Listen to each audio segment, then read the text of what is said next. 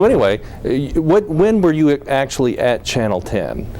I came here in about 1960.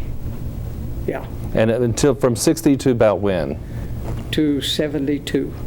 The great legend is that right out here outside of Channel 10, there was an airstrip because you are a pilot. Yeah, I created that airstrip.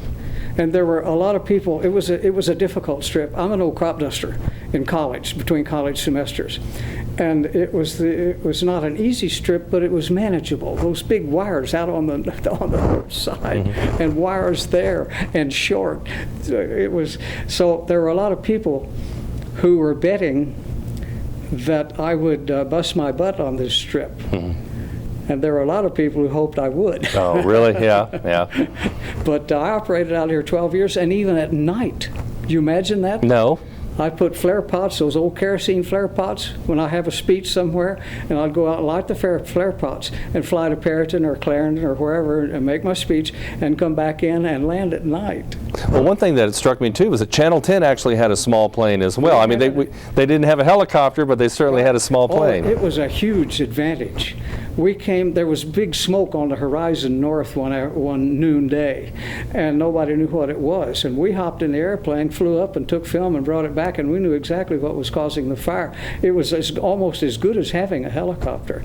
But yeah, we had the airplanes for all the time I was here. Had 2 hangars. Well, now, was Bob Izzard? Bob Izzard was an anchor here as well as some of the other stations Bob was too. At Channel 4. And he was here, I think, at one time. I don't think so. Not also here? Well, he was a pilot as well. Yes. I think what struck me about the fact was that all the guys who were like in the beginning days of Amarillo broadcasting, they were pilots. He was a World War II pilot. Yeah. A lot of us were. Ralph Wayne was a pilot. He was an anchor here for quite a while.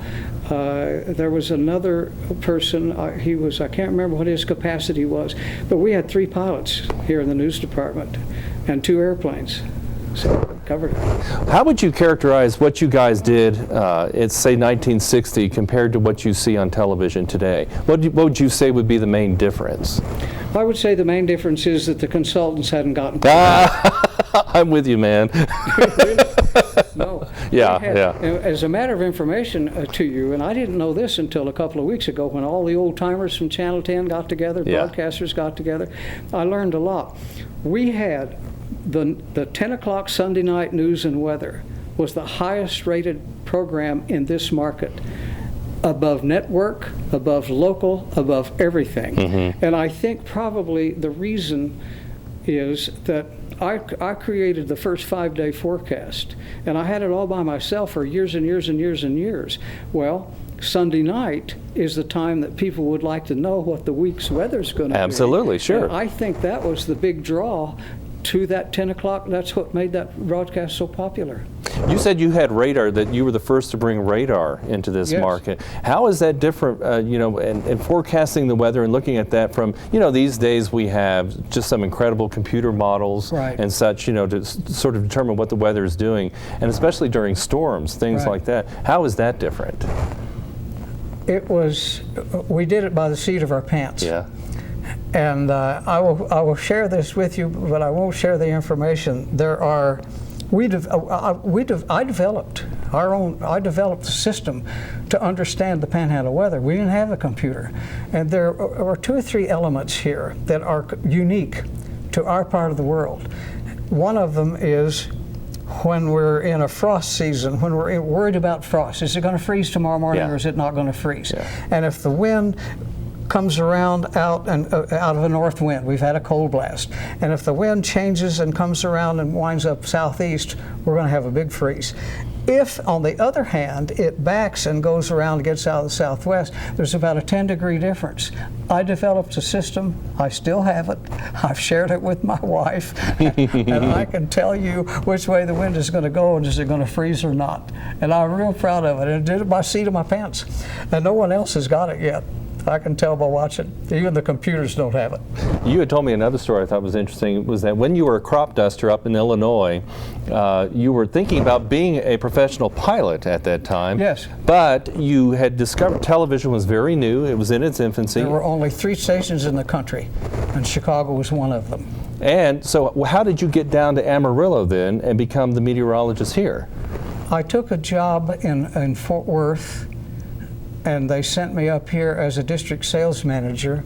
And then, my goal in life since I was 6 years old was to be an airline pilot. And while I was here, a Fort Worth airline called and offered me a job.